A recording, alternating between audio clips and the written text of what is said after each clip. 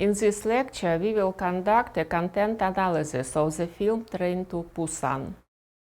The theoretical sources for interpreting storyline and discourses were the sociological concepts of the risk society by Ulrich Beck, the public sociology of Michael Burawoy, as well as the scientific hypotheses and predictions of the researchers of the future of capitalism, Immanuel Wallerstein, Randall Collins, and Michael Mann.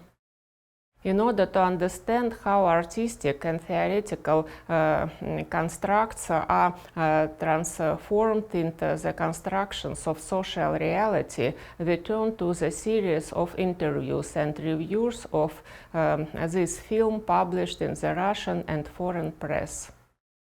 The film symbolically begins with a check on the road and information that incomprehensible kind of leak has occurred in a certain scientific laboratory. The truck driver, expressing dissatisfaction with constant checks, tries to answer the phone and knocks down a baby elk on the road. Having discovered this, he nevertheless lives. The bloodied elk rises, reviving as a zombie animal. After that, the main events of the film unfold, which were subjected as to content analysis.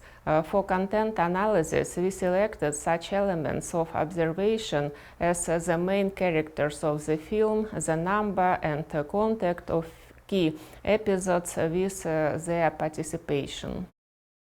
Usually, the timing of key episodes and the total number of appearances in the frame of the main characters are also distinguished. But since the film Train to Busan is an action thriller, it is difficult to track the timing and total number of appearances in the frame.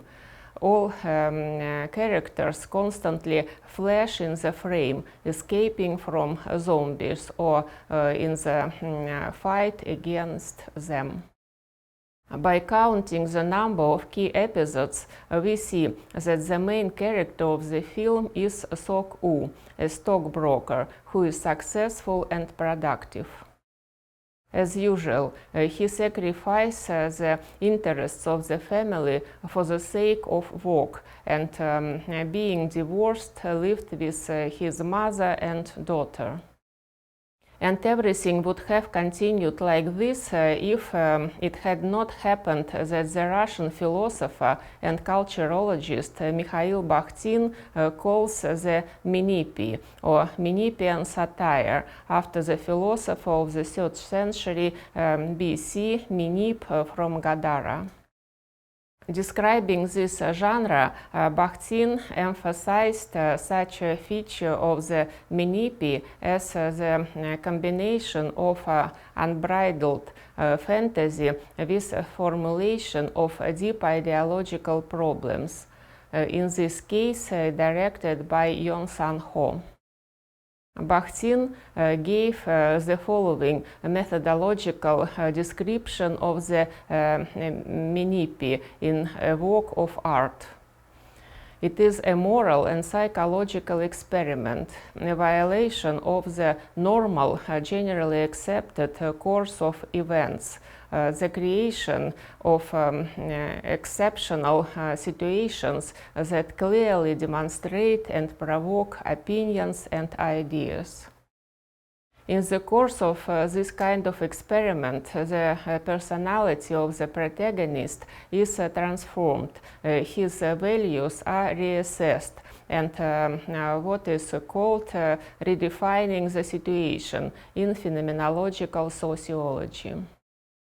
First, Sok-woo tries to use his special status to take advantage of inside information and get the support at a bus stop in Daejeon. However, later, inside information from the same source opens Sok-woo's eyes. He is informed that it was their company's commercial activities that led to disaster in the country. In the face of a deadly threat, he realizes that the main value in his life is his daughter and tries to save her in every possible way. When he himself becomes infected, pictures of a newborn daughter pop up before his eyes, and he experiences human happiness. The antipodes of Sok-woo are the negative character Yeon Sok and the positive hero Sang-hwa. Sang-hwa, who takes care of his pregnant wife, proves himself to be a brave hero, helping not only his wife but also the rest of the passengers, including Sok-woo and his daughter. This hero does not have a moral dilemma. He is a purely positive character. In contrast, the director of the company, Yeon Sok, is depicted. He saves himself at the very end, while constantly receiving inside information and giving orders to the head of the train, not to wait for the rest of the people. He literally goes over the heads, throwing other heroes of the film at the zombies. The conductor, the cheerleader of the baseball team, and finally the head of the train himself. Other characters in the film, young baseball players, a homeless man, two elderly women, are portrayed in the film rather as social types, complementing the previous characters and closing the gallery of social stratification of modern society.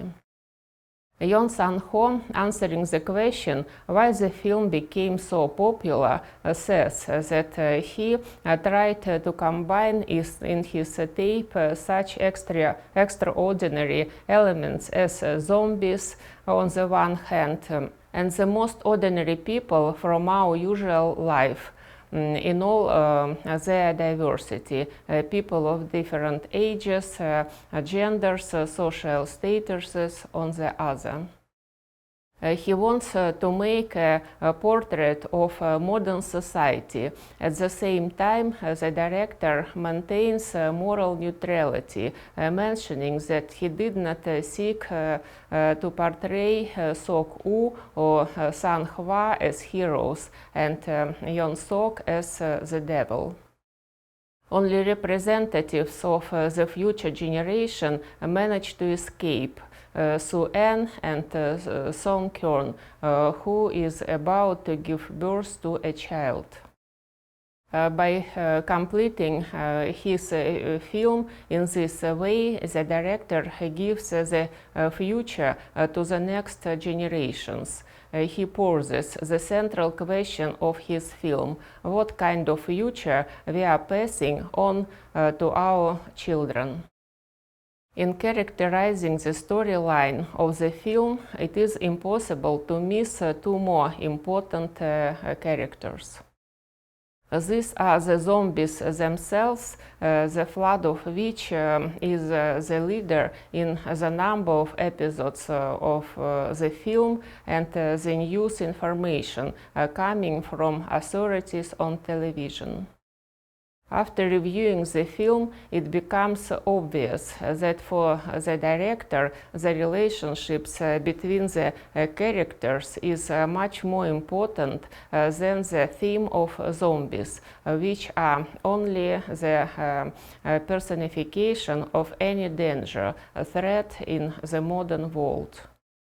At the same time, director Yeon Sang-ho is focused on the detailed depiction of zombies, how they look, how they move, how their expressions and eyes change.